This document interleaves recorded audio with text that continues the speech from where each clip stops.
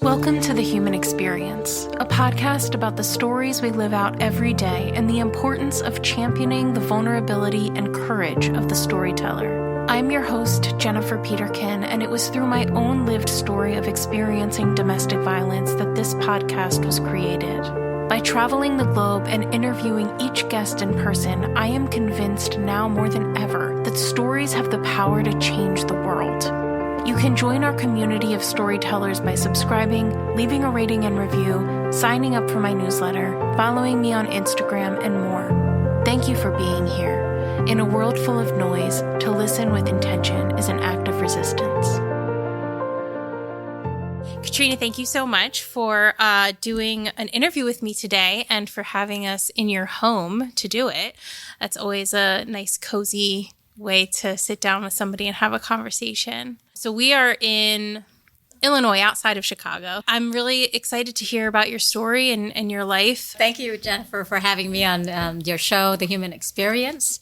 And it's truly an honor to be able to share my story. I've been doing speaking live and through podcasts, interviews, radio, TV for, I'd say, beginning of 2022. Okay. And so some months I do maybe 3 or 4 a month, and some months it's 1 or 2. Yeah. So, that's really, podcasts are a lot. I'm working on more live events and really sharing stories to inspire people towards generosity. Yeah. Oh, I love that. Towards generosity. So you are a physician. Yes. But that's not where your story starts, obviously. And you came here to the States as a baby. Is that correct? Yes. In April 30th, 1975 was the end of the Vietnam War. I was born February 22nd of 1974. So I was about 14 months old. And my family and I was the youngest of 8 children at that time.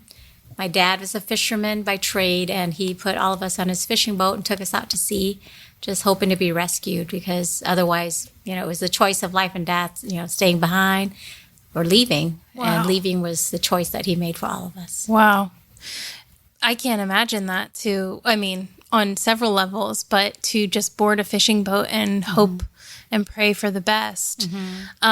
What desperation must be felt for that to be the decision that you make. Yeah, and I don't think that I or any of my siblings really reflected on the profound, difficult decision that my dad had to make at the time, because he never really talked about how difficult it was. He was just a matter of facting, like, what's the choice? Like, I want my family to have a chance for freedom and survival. And he, being as a fisherman, he was fortunate. He looked at himself as fortunate enough to be by the sea as a way of escape, where, if you were like connected to nobility and the government or the military in Vietnam at the time, or connections to the U.S. military within that war, you may have a chance to be flown out of the country in the midst of disaster, chaos, and war. So he never looked at it as like, gosh, I didn't have a chance. He looked at it as, what chance do I have? And what he had was more than other people had, which is like, a mode of transportation through sea. Yeah. But, growing up, I would say, because we came here, we came to the U.S. in the settlement in Guam, which is the first U.S. settlement. And we were among, hundreds of thousands of boat people at the time. So our story growing up, we felt like we were just one of, hundreds of thousands of boat people escaping communist Vietnam after a war. But I think I learned as I got older that is quite unique. And the challenge that my dad had to face to make that decision for us to be rescued and to find freedom and opportunity. Yeah. Yeah.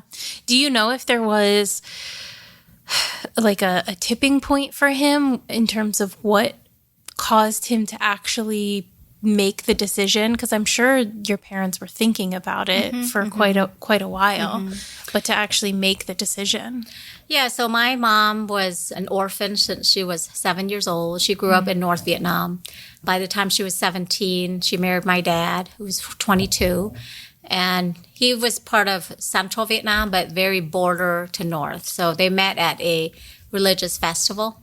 And their parents knew each other. So if you asked me, was their marriage arranged? Not really. They kind of knew each other, but It wasn't like, hey, when they got married was the first time they met, that kind of thing. So being that she was the youngest and an orphan at such a young age, she got married early. But it wasn't for like 5 years till they had their first child. So I'm one of 10 children currently.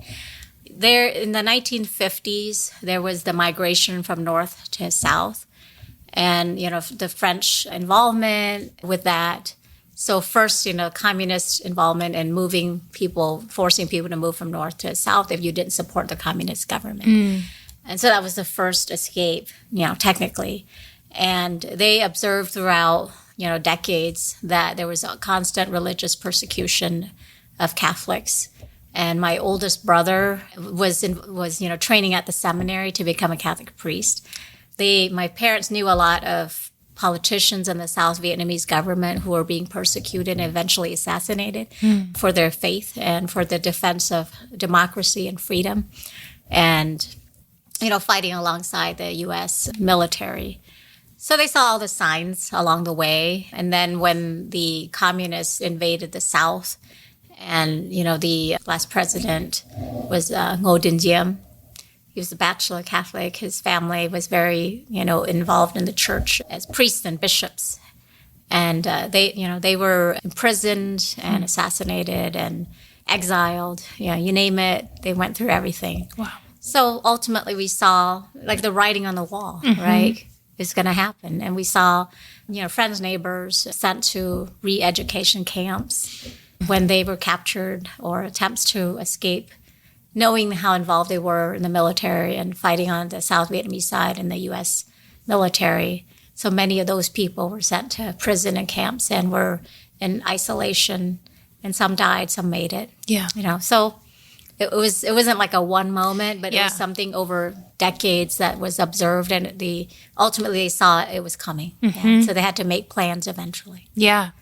And at the time you said you were the eighth child. So were your parents able to take all of you with them? Yes. So my younger sister was born in Guam in July of 1976. And my youngest brother in March of 1978 in Louisiana. Okay. So all of the children. So we look at it as a fortunate thing because many children in the midst of war are left behind. Yeah. Or orphaned, died, from the war, caught in the middle of gunfire and artillery, drowning at sea, starvation, dehydration, illness, that kind of thing. So we always look back at the gratitude, which is look at the great things that happen and not like, oh, I wish we, could be in our homeland, right? Look at the opportunities and ways that we have prospered because of being here. Yeah. So that journey on the boat, how long were you guys on the boat? So my understanding is, April 30th, and then by the time we were rescued and brought to the Philippines, it was about 5 to 6 days. Okay. Yeah. And then from there, our paperwork was processed. And then eventually, within a few days or a week, we were flown to Guam. Okay. So probably May of 1975, we were there. And then my sister was born July of 76. And somewhere between 76 and 78, we're in Louisiana. Okay. It's like now that my parents have passed, I don't have the paperwork to say, hey, this is exactly dates, but just based on the birth records of my siblings, that's an estimate. Yeah. I mean, 5 to 6 days, I'm assuming, it's not like you were on a fully stocked ship or anything like that. No. So. Actually, when my dad had to abandon the fishing boat and there was kind of a floating barge of 5,000 people. When we abandoned the fishing boat, we had to leave supplies, and the only thing we were able to bring was some bags of noodles and water. Because, you got people on there, you can't just bring everything because it's limited. And then from the barge, then there was a humanitarian merchant ship that rescued us off of the barge and then brought us to the Philippines. Okay. So, I always share this is that I didn't realize that I nearly died twice during this whole journey to freedom. Once is during a transfer from the barge to the humanitarian merchant ship that, the transfer children are kind of like you throw them, and somebody catches them on the other end, and somebody almost didn't catch me. Oh. And I would have fallen into the sea just by the catching of the leg.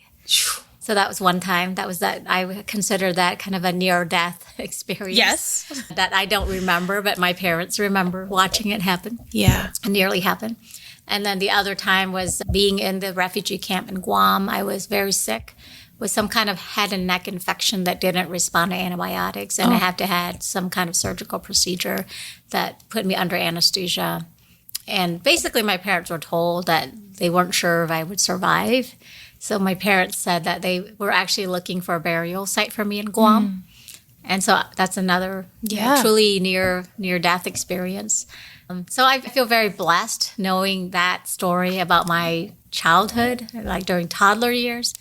And I think that's the driving force behind why I felt like there was this seed in my heart to become a doctor, and as much as I wanted to suppress that, I don't want to spend 10, 12 years training, it just was, the passion was there. And it just got ignited when I was around the right people with the right experiences. Yeah. It's a really interesting perspective, having these experiences that you don't remember because you were too young. How old was your oldest sibling that went on the journey? At the time, he was about 18. Okay, wow. When we first left, So he has a completely different perspective. Yeah. Like I said, he was training in the seminary. Yeah. So by the time he was 12 years old, he was already an altar boy. Okay. And my uncle, who just passed away last year, he served, my uncle when he was a priest, and then went on to seminary training in South Vietnam. Okay. So he was actually like fluent in French and Vietnamese. Very little English, because that wasn't something that was taught in Vietnamese schools or seminary. So even though he was older, it was still a challenge because coming to a refugee camp where, neither anybody spoke Vietnamese or French. Right. Then he had to kind of use some French to understand English. Yeah. So that's how he got through it. But he would tell us today if we wanted to go to Guam, like he would remember every place. He could take us places and where we were in the camps and where my sister was born and where he worked menial jobs just to get some income so that we could eventually get flown to Louisiana when we were sponsored. Yeah. And so how big was that refugee camp in Guam? I don't know. Okay. I'm not sure. Probably, I would say like in the thousands to 100,000s. Yeah. Because it was a big, they call it Operation New Life, was part of the boat people. Okay. So just imagine the chaos of war and everybody trying to escape. Yeah. So yeah, for sure. Yeah. And was it mostly Vietnamese? Yeah, I would say so. There's also many Chinese people who were born in Vietnam. Okay. So we will meet, like even nowadays, we'll meet people who speak Vietnamese but are ethnically Chinese, born in China. Yeah. Actually migrated to Vietnam at some point, maybe got married and had other children. There's also, Cambodians, there's, Malaysians in the mix, So. Yeah. But I would say majority were Vietnamese. And we're escaping the communist regime in Vietnam. Yep. Yeah. It's just really interesting because there were so many of you and the age differences between you guys.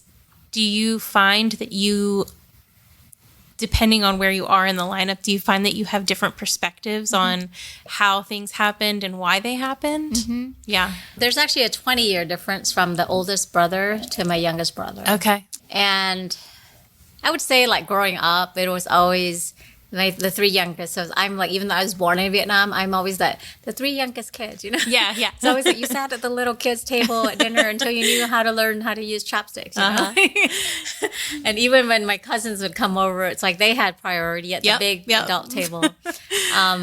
The 5 older siblings versus the 5 younger, difference like culturally, how we looked at things. I would say in conversation, my older siblings would always have to remind us to speak Vietnamese at home, Yeah. And then, like, it wasn't natural for us because we grew up learning English and Vietnamese at the same time. But, we had friends who spoke English more. We weren't really as immersed in Vietnamese culture before we, in childhood.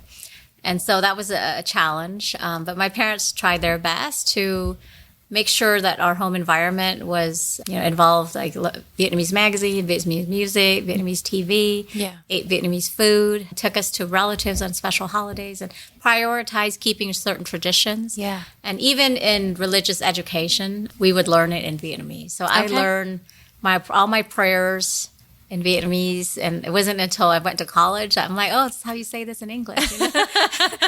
And then, I married my husband. He's Filipino. Okay. And he converted to the faith in 2007. So I had to pray with him in English. And sometimes when I go back to, with my family in California, and they'll always say, pray this in English. So I'm like, Mark can pray with us, because he's the only one that's not Vietnamese in the family that we married. Oh, wow. Okay. Yeah. Yeah. So it's interesting. But I think the perspective of the war and what happened. Yeah. When I was in third grade, I remember writing a kind of a book report about the last Vietnamese president, Ngo Dinh Diem. And, growing up, like all I heard was how great he was because he was fighting for South Vietnam and freedom and fighting communism. And that was the only perspective I knew. And then I went to college and I took a Vietnamese American experience, is what it's called. It's a class in college, probably my third or fourth year of college, taught by a Vietnamese professor that I believe he served in the South Vietnamese army as well. Said perspective, directly, and reading books, related to different eras and culture and the influence of like Chinese culture, French culture, and religion, the customs that changed, the way the language changed, fashion, food. And I realized that the perspective of war depends on where you live and your generation, right? Yeah. So I think that there's really no winners when it comes to war, and especially when it involves women and children. There's always people who are innocent that are affected by it. And so, I think it's just a perspective, like I don't go, oh, here's my hero, Sure. Yeah. But I think the bottom line is all of us, wherever we're born, we would love to stay in the country where we're born. We wouldn't want a force, a war, or a politician or a movement to drive us outside of our country. And I think that's important to consider in terms of the perspective on war. Yeah. So, I'm always like, no war is good. There are no winners. Yeah. Yes. And we need to respect the fact that people love their country and would prefer to stay there if opportunities were available. Yeah. Yeah. Absolutely. I can't say I understand because I've never had to leave my country and I've not been in that position, but I can try to empathize with that feeling because I can't imagine having to make that decision. I can't imagine being your parents and having to make that decision with 8 children. And to just not know what the future holds to such a degree. I mean, none of us know, but we can have pretty good projections, right? Until something completely rocks your world. Yeah. And I think like the big thing was just observing, crime and persecution, just getting closer and closer to home for them at the time. I think the big challenge, like even nowadays, is to recognize like religious persecution, even without war. Yeah. Right? Even in countries that doesn't seem like there's a war obvious to the world, but at the village or community, local level, it's happening. Sure. And I think that was a big part of my parents to see, like, there's no way we can keep the faith and practice and go to church and receive the sacraments and, raise our children if they wanted to become religious leaders like my brothers are. Yeah. 2 out of the 10 children, 2 of my brothers are Catholic priests currently. Oh, wow. Okay. Yeah, 30 and 40 years now for each of them. Wow. But that would not be easily achieved, at the time in the 1970s, 80s, 90s in Vietnam. And even the priests and religious who are there now are heavily influenced by how they can carry out their duties by the communist government. So it's not as free as what the world tends to see. Sure. Is there an official religion in Vietnam? Not official religion, but what I will say that before the end of the war, Buddhism was a predominant religion. But I would say that since the French influence in the 1950s, the spread of Christianity and Catholicism is what has brought the rise and prevalence of Catholicism among Vietnamese. Okay. And Christianity. Okay. So yeah. So people always like, oh, wonder like how did your family have two Catholic priests when it was mostly Buddhist? You know? Well, there's a point there where missionaries do their work and the word is spreading. Yeah. So did your parents grow up Catholic or Christian? Yes. Okay. Yeah, Catholic. Yeah. I don't know of as far as like going back to my grandparents and great grandparents that any of them were not Catholic. Mm-hmm. So I didn't hear anything about, Buddhism and my great-grandparents on either side. Yeah. Yeah. So that was something that you all grew up in. Yeah. Mm-hmm. But one thing that is prevalent, regardless of the faith, is something called Confucianism. Mm-hmm. And that's just the respect of elders and ancestry. Some people call ancestry worship, but it's not really worship. It's really just honoring your ancestors and filial piety, which I had a greater appreciation for reading books about the, Asian American women experience, like when I was in college, because it's really a cultural thing, not so much a religious, thing. Yeah. No, that's very interesting. And very interesting as I've traveled, seeing how different cultures practice the same religion. Mm-hmm.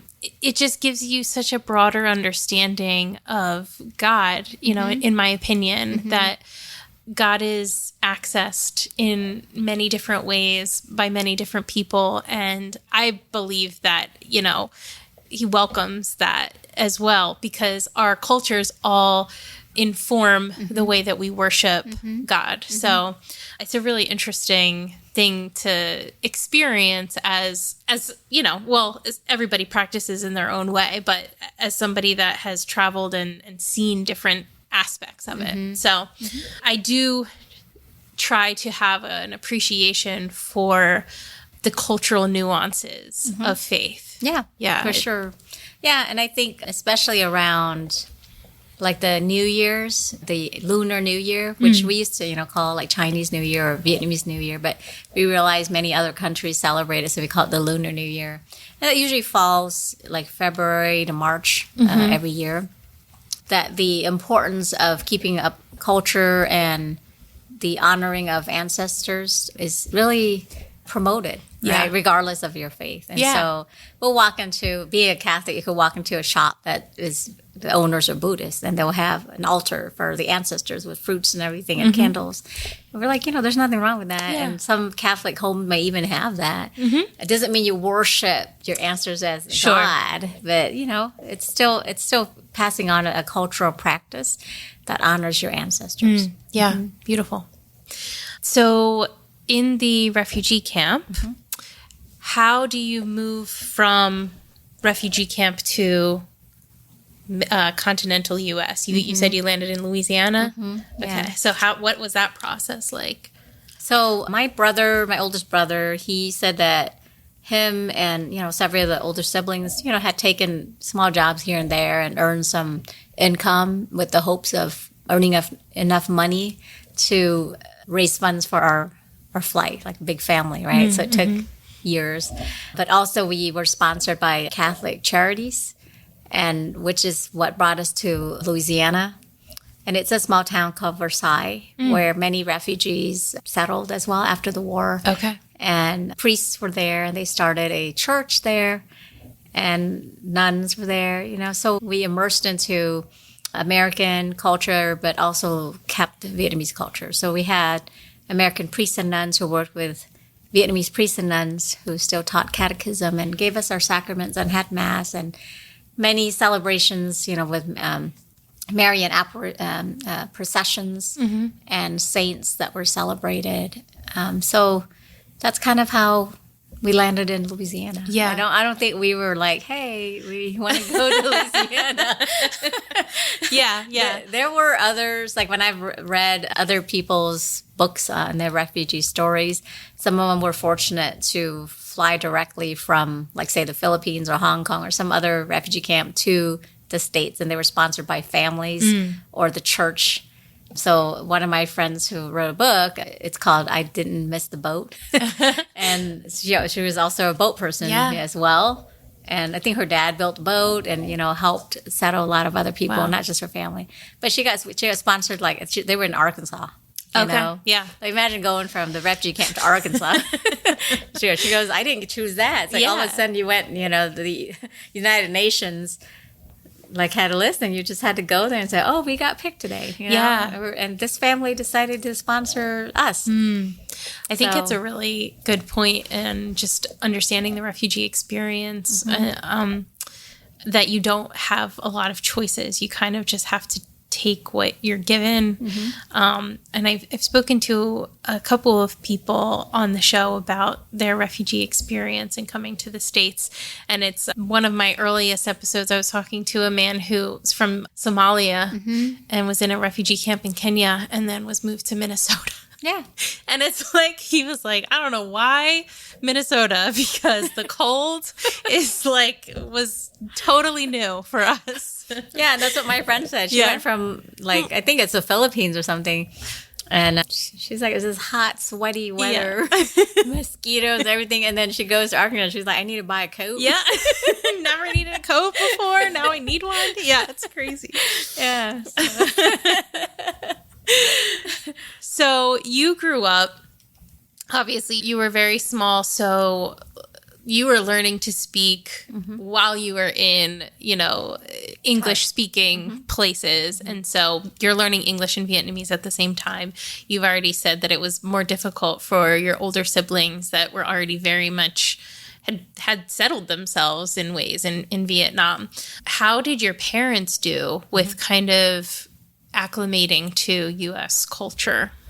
So I recall my dad when in Louisiana, they had language classes in the evening, and he tried. He went to classes, but being in his 40s, he would learn things, and then 2 weeks later he'd come back and he's forgot what he learned 2 weeks ago, and he's like, I don't remember what I learned. Now you're telling me to learn some more stuff. So he couldn't keep up with it enough to take a job that required fluency. Yeah. So his work was mainly with my uncles in warehousing, stocking, supermarket, really manual labor things. And then they also kept up with his fishing industry background, so they had a boat that they were able to join and, go fishing. And that's kind of how they earned a little bit of income here and there. My mom, because all she knew after marrying my dad was how to handle fish and seafood. So she got periodically jobs at the market where they needed people to clean fish and fish to display it in the store. Yeah. And it wasn't every day you got a job. It was just, hey, we need somebody today. And so it was just all word of mouth. So they'd have a van or a bus that would take workers, to the places that was needed. And so they just earned very menial jobs just to get by. But the government helped us initially. But I would say that all of my older siblings, their goal for all of us was to get an education so that we wouldn't be dependent on that and give back to society. Yeah. So that's always been our goal since college. Once we graduated. Yeah. That's awesome. Look, I mean, there are times when help is necessary and, you don't have a choice and your options are very limited. So. Yeah. And I think that having that experience, knowing about that, is what, keeps us grounded and grateful. And then when you're grateful about the little things, then you're more likely to be generous. Yeah. And that's just my perspective on that. I have 7 nieces and 3 nephews. They were born here in the 90s, 80s, 90s, 2000s. Yeah. And so they don't have that perspective of, what it's like to suffer. Yeah. Right? To face challenges, to struggle with a language or a culture, to find income, to not know whether you can pay your next, rent. Sure. Or whether there's food on the table. And so I remind them of that. And that's why, I wrote my book, Live to Give, is because I wanted to, in particular, share that with the younger generation, especially my nieces and nephews, but to instill a sense of gratitude in the community, in the youth, and in people who've never had a refugee experience to know where we come from. Yeah. I mean, my family was not refugees, but, my great-grandparents came over from Italy and just, my grandparents were storytellers, and which I really appreciated about them. They shared a lot about their lives and about their experiences growing up. And my grandfather in particular, growing up in South Philly and like very poor, his parents were immigrants. And, I do recognize the change in each generation. When you don't have that experience, it's hard to kind of tether yourself to that experience and to the gratitude that comes with living through something like that. And so it must be interesting to kind of hold in tension the fact that, of course, you don't want your family members to suffer. You don't want people to suffer through things just for the sake of suffering. But at the same time, there is a knowledge and an empathy and a well of a gratitude that comes with walking through those experiences. Yeah, for sure. And I think over time, when people like in my family who are younger, who take time to reflect on that and listen, right? Just listen to their parents and their aunts and uncles and really reflect on how blessed they are in their journey. Yeah. You don't have to suffer in order to be grateful, right? As long as you take time to listen and appreciate other people's challenges that they had to go through for you to be where you're at. Yeah, absolutely. Yeah. You are not an island. None of us got to where we are completely by ourselves. Yeah. I think that's just an important perspective, period, right? We are all needing community in some form or fashion. Yeah. Yeah. So you were in Louisiana, but we're in Illinois right now. Is your family spread out, or did you guys kind of, move around together? How did that work? So about 1980, my oldest brother, in the process of moving to mainland United States, he was sponsored by the Diocese of San Jose to complete his training in the seminary to become a Catholic priest by the time he was 27. Okay. So he lived away from the family. So he's in California, northern, and then kind of explored California and talked to my parents. And they wanted, my dad being that he was a fisherman background, he wanted to live in a place that was close to the ocean. Sure. So they chose Southern California. And then in 1980, we said, let's take the Amtrak train. And we did the Amtrak train. It took several days, stops and stuff. And then we ended up in Southern California. Okay. We rented apartments. Sometimes we had 2 bedrooms for all of us. And the landlord at that time was fine with that, as long as we figured out how to be comfortable. Yeah. And then we would move to like a 3-bedroom apartment. It was like renting until 1987 or so was when the house was bought. Okay. It was like 4-bedroom, like 2 floors, garage. Wow. Yeah, there's air conditioning. Oh, yeah. There's a little yard. My mom could have a garden. It was just like amazing. And I was in junior high and transitioning to high school. So I was between like, can I stay with my friends I grew up with? And at that point, I had to separate 2 different high schools, kind of like starting over again. Yeah. And I went from being in schools where lots of Vietnamese people to I was like one of maybe 5. Oh, okay. Out of like a class of 200 and something. Yeah. I was like, wow. So, adaptation. But I would say that was like a big move, a big transition. But it made the biggest difference in terms of being able to access, more affordable public education, as far as college. Okay. And the University of California system and Cal State, things like that. My brother just saw it as an opportunity that we needed to get out and go to California. Yeah. So that's what happened. Yeah. And then lots of our relatives were, still in Louisiana. And I would say even, by my dad passed in 2018, my mom in 2021. And to that day, like many relatives were still in Louisiana. Okay. Because they just got very comfortable Sure. being around other Vietnamese families and relatives. Whereas for us, we wanted to transition and really immerse ourselves in the culture. Yeah. We still went to Vietnamese masses and was involved in many cultural celebrations throughout the year. But as far as education, career development, that was kind of the focus. Yeah. So, is there a big Vietnamese community in Southern California? Oh, yeah. Okay. Yeah, in Orange County in particular, there's something called Little Saigon. Okay. Yeah. Which is, you name any shop, whether it's food.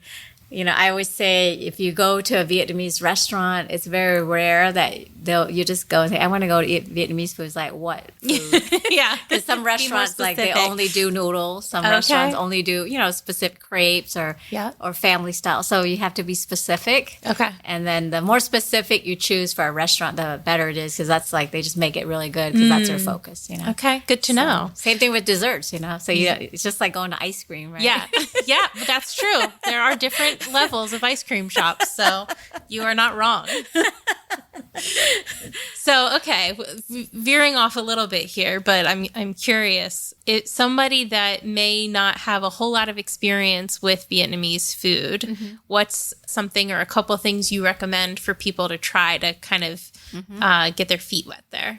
So pho, it's spelled PHO, is the traditional Vietnamese noodle. And it's a broth base. It comes in beef at the traditional. They'll have chicken, seafood, vegetarian. But, if you go to Little Saigon, you'll see pho restaurants everywhere. Yeah, yeah. So that's one. My favorite dish it's a seafood crepe, and it's called bánh xèo. It's BANH, and then the last word is XEO. Oh, okay. And it just the sound of when you pour the batter, it just makes that sound. Yeah. And so that's, and I would say that if you went to a family style Vietnamese restaurant and they had that on the dish, then it's traditional. Okay. Yeah. See, I'm going to tuck that away. Because I would say if you had 10 restaurants that's family style Vietnamese, there might be one that has it. Okay. Because it takes skill to make it and special equipment, and you just have to know. Well, now I feel like I'm going to be well equipped to find a Vietnamese restaurant to eat at. So it's good information. Even here in Rockford, Illinois, there's only 2. Okay. Yeah. Oh, interesting. I'm going to have to get those from you. And I'll drive 30 minutes. Just to get it. Of course. Because I'm craving it. Yes. You got to go for the good stuff if you're going to do it. Because I imagine you can make stuff at home too. Yeah. But I would say those 2 are pretty much the classics. Yeah. Other than that, if you're looking for like a family dinner, fish broths are pretty classic. Yeah. With rice and then kind of fried fish. So those are the ones whenever we gather as a family, it'd always be, and you look at all the dishes. Yeah. There's always a soup. There's always a fried fish. Okay. Yeah, that's awesome. I do love trying new things, but it's always so overwhelming to know like what to pick. Right? If you walk in, if it's your first time eating a new food or a culture's food, you're like, what's the thing? What is the thing that I should try? That like, I don't want to go to a Thai restaurant and order, chicken pad Thai every time because I feel like a loser American doing that. No, there was one time here in Rockford, I went to a Vietnamese restaurant and I ordered that bánh xèo, and the lady behind me, I don't know how many times she's eaten there or just her first time, but she watched it come out and it was like sizzling. And then she goes, "What is that?" And I told her. So then I cut like a slice and I put fish sauce in there. Nice. So would you like some? And then she's like, "Oh my gosh, that would make my day." And she ate it and she loved it. Oh, and now that's what she's going to order next time. Order it now. Yeah. That's right. That's great. So, all right, back to the story. Now we're thinking of food. I know. So you have mentioned that your family had an emphasis on development and education and becoming contributing members of society. It was really important to your family. And I'm assuming that was, something your parents also fostered and encouraged as well. Absolutely. So, and you had your seed planted before you even knew about becoming a doctor. So, tell me about your journey to that, how you actually chose that and how you chose to be doing what you're doing now. So I would say like in childhood, I had lots of relatives that would come and visit, and being one of 10 kids, many of them couldn't remember our names. But I was always referred to the kid that nearly died in Guam. And that was when I got curious, like, what do you mean I nearly died in Guam? And so that's the story. But in college, I say, let me backtrack. In junior high, I had many experiences with immersion into science and Saturday, workshops with more individualized experiences, like with experiments and just watching demonstrations on Saturdays with different professors. Some came from college, and it was just very unique. And only a handful of students got picked because of our passion for it. So that was one where I was like, oh, science. I really like science, I enjoy learning about the human body and disease and, treatments and seeing when we got better, why, right?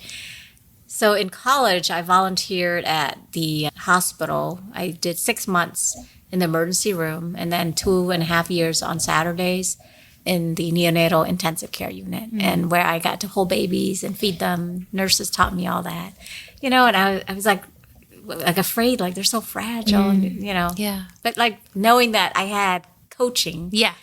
and being able to be around the environment for 4 hours every Saturday for 2.5 years, seeing doctors and nurses and how their life and how much of a difference they made, and the stories that were told about them doing mission trips to Russia or other countries and bringing babies and their moms back here and doing surgeries that couldn't be done elsewhere. Yeah. Couldn't afford it. So it just put, in my heart, wow, I want to be like that. And I knew I wanted to work with kids. I wanted something where it was slower than the ER. I really wanted a relationship. I got to be able to follow, people throughout their journey of health. Yeah. So I knew for sure it wasn't going to be the ER. But it was somebody with children. And so I pursued that. I also worked for a pathologist in college. And he's now passed away, but he was an MD, PhD. And I remember asking him, if you could do it all over again, would still be an MD, PhD? And he says, I would go the MD route because you get to be with people. And if you want to do research, you can still do research. Okay. And so that gave me kind of, okay, that's how it works, So I explored that. And then that's led me to medicine. After 4 years of medical school, I did training in residency for internal medicine and pediatrics because I still couldn't let go of the adult care. Okay. Because I was like, there's complexities in adult care and there's preventive care in children. Yeah. But the nutrition and the interest in, procedures and GI led me to do a fellowship in PHGI. Okay. So that's basically my journey. Yeah. In 5 minutes. Yeah. A long, I'm sure, expensive and arduous journey in 5 minutes. So I know you do work with children, and your focus has been on childhood obesity. So what kind of got you into that? When we talk about preventive care, it's always been in the back of my mind that there are things traditionally that's always worked, which is a good healthy lifestyle and appropriate diet. And we have the knowledge and the skills to overcome barriers to developing a healthy lifestyle. That's the solution to obesity management. So when I was in fellowship, I always saw so many kids that would come in with prediabetes or diabetes, fatty liver disease. And I just knew that if I could change their diet and help them plant a seed of curiosity and knowledge on the appropriate diet, portion sizes, taking into account the cultural differences, that I can make a difference. And I saw that. I saw when they made those changes and they lost weight, that their liver enzymes got better and overall health, they went from pre-diabetes to no diabetes, right? Or diabetes to no longer diabetic, getting off medicines, things like that. And the challenge was, getting people to motivate themselves to do it, right? So that led me to recognize that some of the barriers is access to the knowledge of what's healthy eating, what's an appropriate portion size, the fact that sugary beverages are addictive and not good for you, what's appropriate physical activity every day, the amount of screen time you should or should not be having, the amount of sleep you need, and social anxiety, right, that prevent people from being in outside in group settings to be active. Sure. So that's when I formed a nonprofit, which has now November 6, 2014, and it's called Faithful to Fitness. Oh, wow. And what I did was said, we get paid as in healthcare to take care of people, but there's people who can't afford the basics of a dietitian or, learning about where food comes from, right? Grocery shopping. How do I shop on a budget? and not be overwhelmed with it's too expensive to eat healthy, which isn't true. So the nonprofit provides free exercise classes with a local gym for 1 hour every Saturday. It provides a support group, right, to see that, hey, all these families and kids are coming together. We're all struggling. We can all do it. And we're going to work out together. And this is when we're going to meet. And we look forward to that every Saturday. We provide a free nutrition lessons from a dietitian who volunteers. Take kids to the farm, learn how to harvest vegetables, how vegetables are grown. It inspired kids to pursue becoming a farmer. Wow. Which is only 2% of the U.S. population. Wow. That provides food for the whole country. Oh, and then take kids grocery shopping and reading labels and choosing to eat something different than what they've been doing. Yeah. Try something new, being just more conscious of what they're putting in their body. Yeah. Right? Avoiding the energy drinks and the sugary beverages. And so that's made an impact, and it's really the impact is not like every single person. It's impact on the people who absorb the knowledge and take advantage of the opportunity to overcome those barriers. Yeah. So I can tell you just 2 years ago, one 14-year-old who was on insulin for type 2 diabetes, after a year and a half with our program, got off insulin. Wow. I mean, do you ever hear that? You don't hear stories like that, right? You hear people once they're on, they're on, right? Yeah, forever. They may use less, but he was determined to eat better, exercise better, lose weight. Even his doctor was shocked, like, how'd you do that? But he really took on the role of, it's me and my body, and I'm going to take care of it. Yeah. So, yeah. Yeah, I have so much running through my head right now. And I'm like trying to sort my questions for you.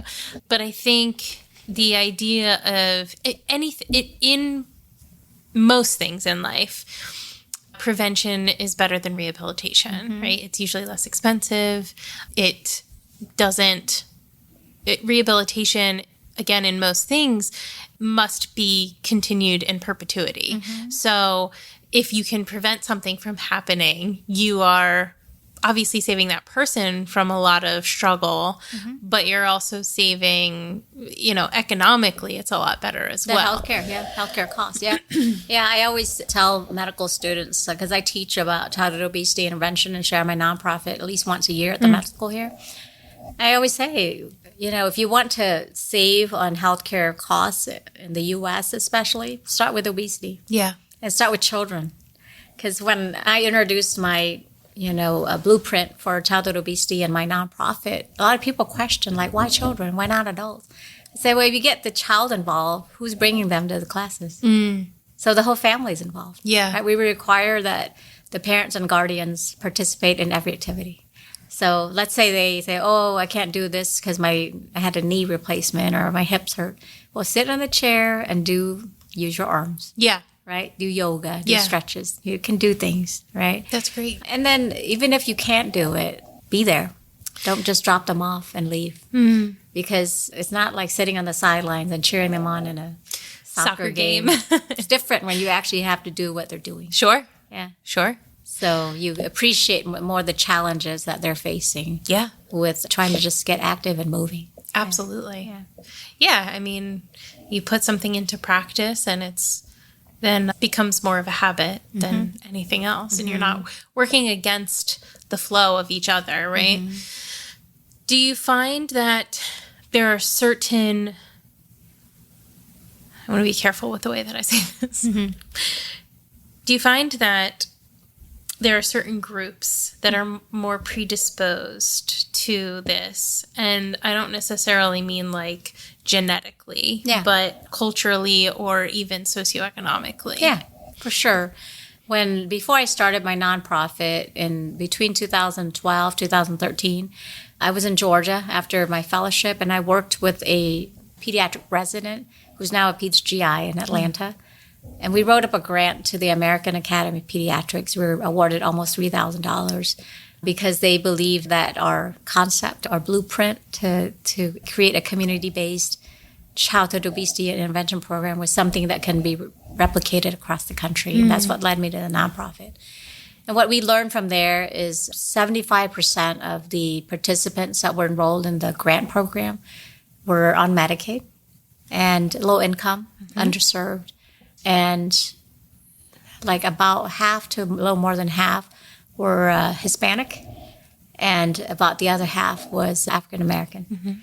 And so certainly from that, we can see, objectively, those are the patients that we were helping. Yeah. And the responding to the call, of the service that we're offering. So many people are invited, not everybody answers the call for the invitation. Sure. Same thing is true here in the last 10 years that I've worked here in my nonprofit. I would say many of the people that I've helped are Hispanic, but here there's also Caucasians as well. So it's just the population. Yeah. But, many challenges with chronic disease and diabetes in the Hispanic community.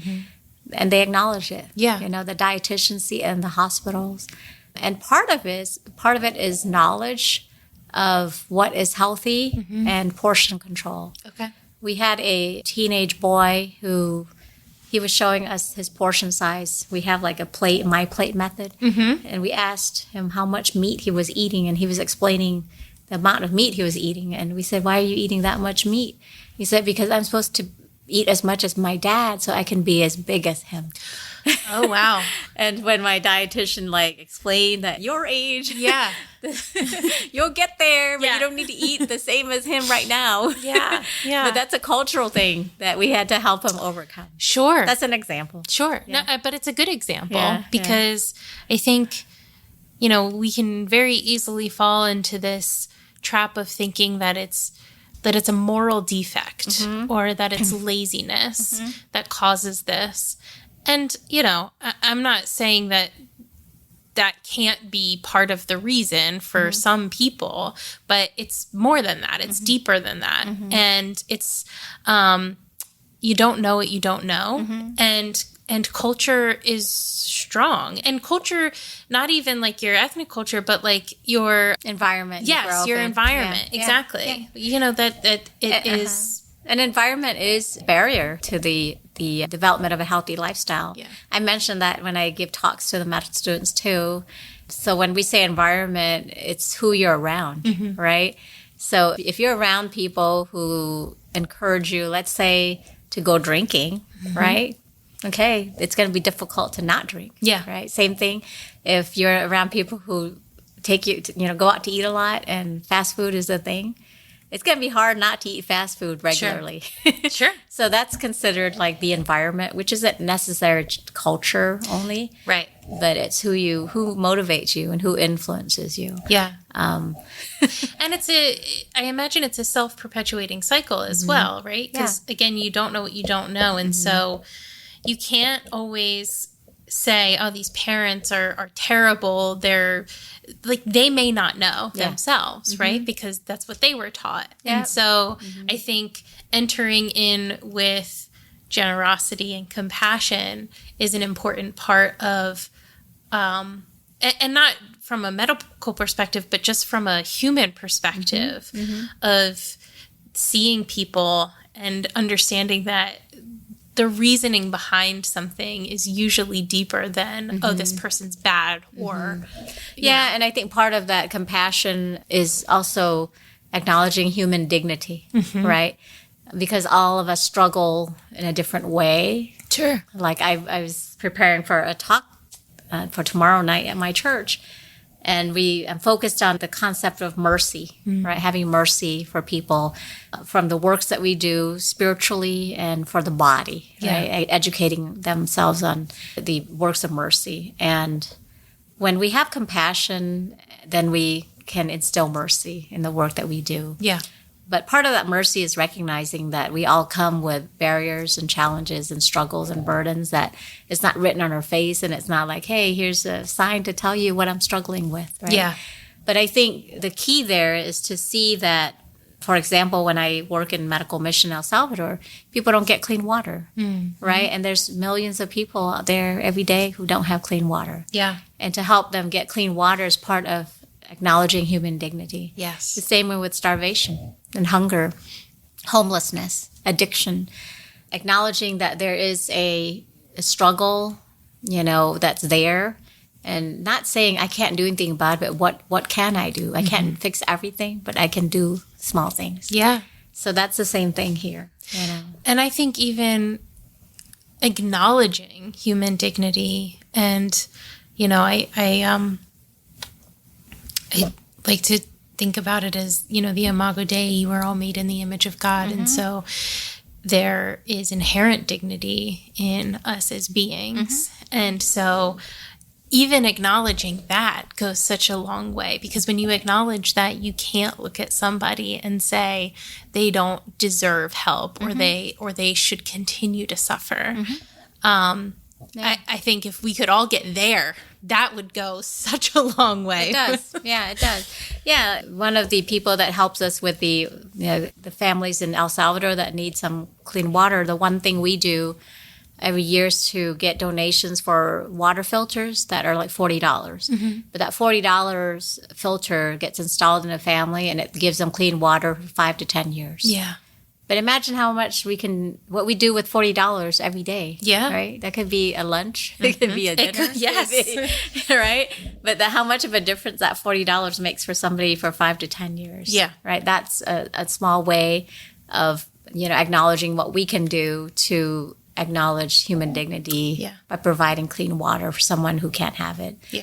Now, we can't really, you know, what we'll say is, I can't go fix the filtration system in El Salvador. Well, nobody's asking you to do that. Yeah. One family at a time. Sure. It makes a difference to that family. Yeah. Yeah. And even, you know, your next door neighbor. And I just think it's important to realize that we have no idea what people are walking through. And so to approach just in general with that understanding that we really have very little knowledge about somebody else's experience. And so to kind of assume it in that way that the way that they behave or the way that they live, if it's different from us, that, you know, there's a reason for that. And we don't have to understand it to be kind to them and to offer compassion. And again, I think dignity is the perfect word. Yeah. Yeah. So you are also an author, which you've alluded to a couple of times, but I would love to hear about, you know, that process as well. What inspired you to take your expertise and write it down? And you have several books here. So yeah, tell me about that. So Live to Give is my first book here. And it's Live to Give, an inspirational memoir about freedom, faith, and selflessness.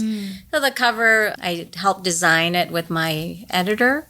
And it focuses on time, talent, and treasure, and all in the hands of God, offered up. Yeah. All of us should think about those three things are gifts that God gives to us. Yeah. And we don't own it.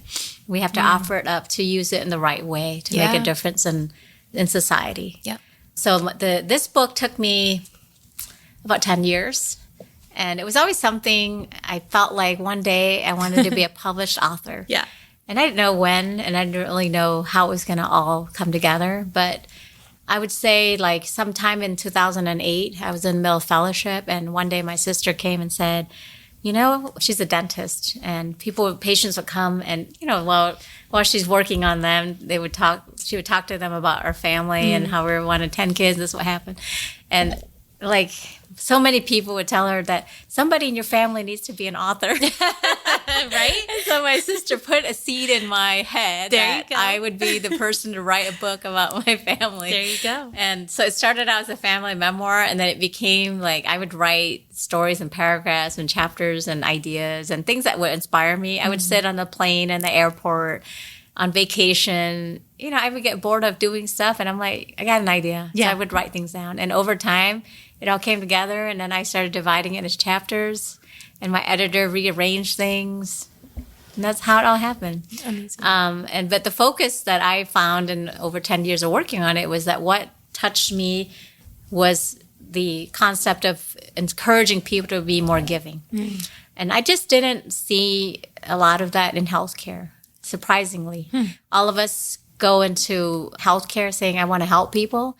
But the process of training is so grueling. And then the cost of training, the debt that people, assume. Then it's like somewhere along the way, a lot of people get lost. Yeah. And then they become very self-absorbed and worried about, I deserve this, I deserve that, because I work so hard. Sure, we do. Yeah. But we also should think about how blessed we are and how we can give back with the blessings that we've been given. Yeah. But definitely my refugee story always stuck with me. It never went away. And that's why I share that. Yeah. Most people can read this book within 3 to 4 days. I'm not a literary expert, English major, anything. So I write from my heart and I write about stories, and I think stories inspire people. There's also, so the freedom is the refugee story. The faith is my faith journey and how it influences my career, my personal life. And selflessness is about sharing the concept of generosity. Yeah. So that's my memoir. This was published by Hilton Publishing December 1st, 2020. Okay. So I took the 2020 year. Yes, good for you. And I finished it and got a publisher to accept it and everything. So that was fun. I wish I could say that. I cannot. So good for you. But from there, I did speakers training with several coaches and started podcasting and got invited to write 2 other books with women. Awesome. So the second book is The Confidence of Yes. And basically sharing each woman writing a chapter, sharing the story of how we said yes to what we do. Mm-hmm. And then the third book, which was just published 2 years ago.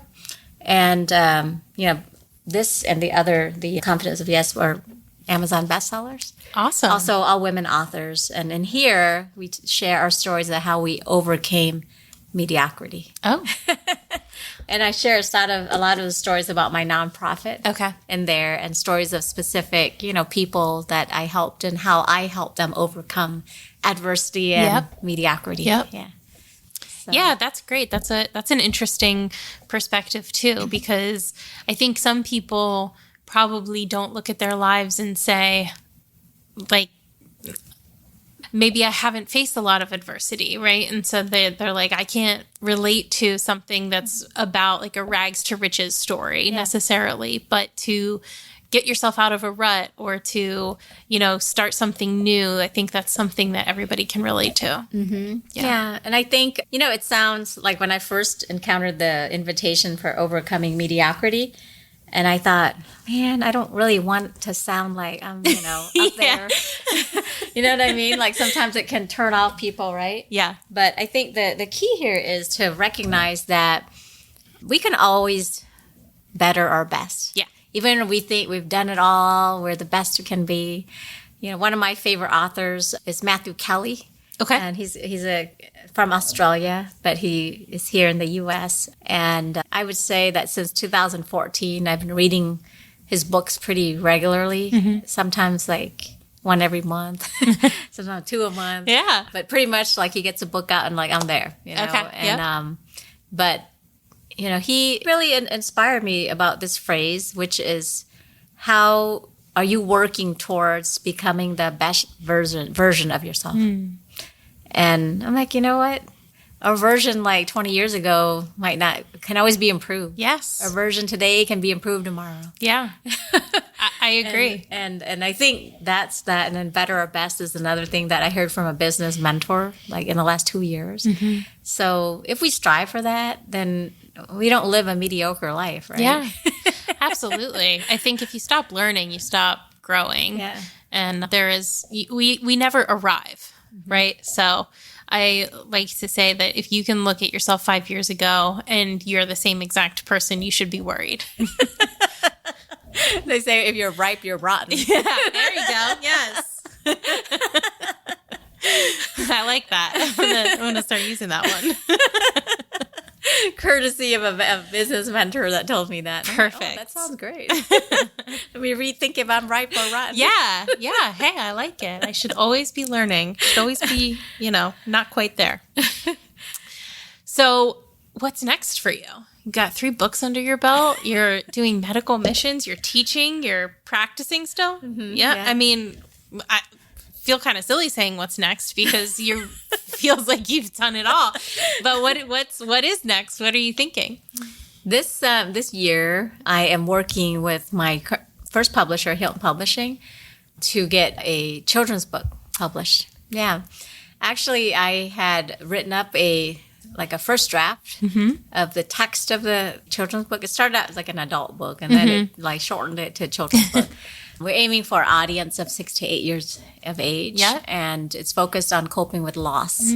But it's a children's book, so it's quite unique. There might be some books out there related to that for children, but, our approach to it is a little bit different. Okay. So that's exciting. It's a very heroic approach to how you cope with loss. Yeah. And there's a faith-based component that's woven into there. There's saint stories. There's pets involved. Oh, cool. There's humans involved. Yeah. Have to have pets involved, obviously. I mean, my current pet is one of the heroes in there. I was going to ask. And we adopted 2 dogs. So our first dog passed in October of 2021. And so we look back, and he was actually born on May 18th. And that's the birthday of St. John Paul II. Oh, okay. And he passed away on October 18th, which is the patron saint of Dr. St. Luke. Oh. And so we're like, oh, okay, let me weave that story. Yeah, there you go. Yeah, and then Percy, the Pomapoo that we have right now, she'll be 9 on July 13th. Oh, my goodness. And I just came back from pilgrimage in Fatima and Lourdes. So July 13th is the 3rd apparition of Fatima, Our Lady of Fatima. Okay. So I'm like, gosh, I was just surrounded by these like saintly, holy pets. I mean, they're calling me to like, please include me as a hero in your future book. Absolutely. I can't help it. Absolutely. But I even have on my little altar there, the statue of Saint Francis and books about in honor of our Corky, the Yorkie, right next to St. Francis. So they've all been blessed when we take them to Pet Blessings in October on his feast day. Cute. Yeah. Oh, that's so sweet. I love it. I love it. When you said children's book, I was like, duh, that would, of course, have to be the next thing for you. You work with children. It's a book. That makes a lot of sense. So that's really cool. And I think what inspired me was after I lost my first dog, then in December 2021, so 2 months later, my mom passed. And I always felt like writing was a way to cope with a lot of things that I dealt with. Yep. And grief was one of the ways, I was faced with very quickly, and when I wrote about how I was dealing with all that. Yeah. And that's what led me to say, oh, let's write a book. And I realized an opportunity for writing a children's book was there with the same publisher. Yeah. Who proposed, like, can you rewrite this for age 6 to 8? I'm like, oh, interesting. Sure. Please shorten it to this many words and many pages. And then, so this year, what we're trying to do is connect me with one of the illustrators. Yep. So we'll see what happens. Exciting. Yeah. We thought we could get it, before, but with a lot of challenges in publication costs and stuff. So we'll see what happens this year. Well, that's exciting. I'll be in touch. Yes, You'll please get a do. copy. I want to see it. I want to read it. Give it to my nieces But who are in your age range. So it's perfect. But that's my goal, and my other goal is just to keep doing the annual medical mission. Yeah. I just came back from pilgrimage, our first one together with my husband, and we're trying to go maybe in a couple years again somewhere. So wonderful. We have some plans. Do you always go to El Salvador for medical mission? So far, I've done 2. Okay. And so it's always in like February or March. Okay. And we're there for, 9 or 10 days. Yeah. Somewhere in there. Yeah. Very exciting. Well, I love it. I love your story. I love what you're doing. I think you are making such a huge difference in the world, and it's a fabulous thing to see. And you're creating a legacy that will outlive you, which is, I think, the best we can hope for as human beings. Yeah. So that's what I have thought about for a long time. And when I started in healthcare, I thought, can I do this? Will I really leave a legacy? But I think even before I went to medical school, Dr. Patch Adams, the movie that was the late Robin Williams starred as Dr. Patch Adams, that he's always been kind of an inspiration for me from the beginning, and just bringing the humanity to everything we do in healthcare. So if I can leave that kind of legacy, I don't know if I'll have a movie like Patch Adams, but certainly it would be wonderful if I was remembered in a similar way. Yeah. I love that. Yeah, we're gonna hope that happens for you. I do have a question that I ask everybody at the end of each episode, which is through the lens of your experiences, what does compassion mean to you? I think compassion is seeing people's misery and bringing love and mercy to that. And I think that's really the key. Not judging, but saying, what can I do to help that person through their struggle? Yeah. So that's it. I love it. It's simple in concept, but sometimes we have a issue in practice.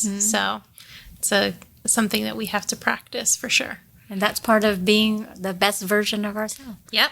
Bring it all back.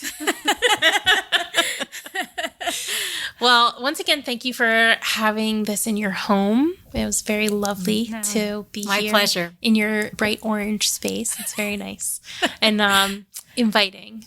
So, yeah, thank you very much. And we'll look forward to hearing about your children's book. We'll link everything in the notes for your books, any socials or anything like that. And so people will be able to follow along and see what you're up to next. Well, thank you so much for the opportunity to be on your show. And I hope my story inspires your audience. I'm sure it will. Thank you for listening to The Human Experience.